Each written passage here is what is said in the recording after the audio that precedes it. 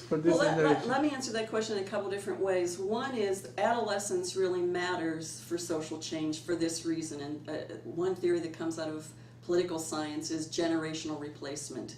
So the idea is that as younger cohorts come of age, basically into their late adolescence, early adulthood, they basically are deciding about their society within the historical context.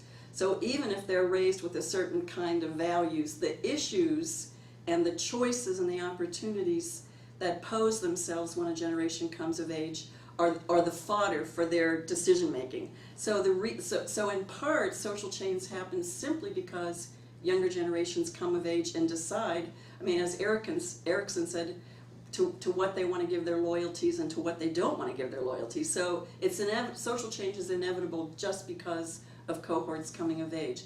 The other way to think about it is that institutions, what I call mediating institutions or mini polities, so schools or community-based organizations where young people gather, but they typically gather with other members of their society, whether it's teachers, whether it's other community-based members. And in those sorts of spaces, there's both social stability and social change going on in a society. So there's social stability because most schools, most community-based organizations are teaching young people the way things work in their society, and they're reinforcing it. It's also the case that in those kinds of spaces, young people have a chance to question the status quo. So we have changes like what's been going on in the Arab Spring or the Middle East, or you mentioned the 1960s, the baby boom cohort.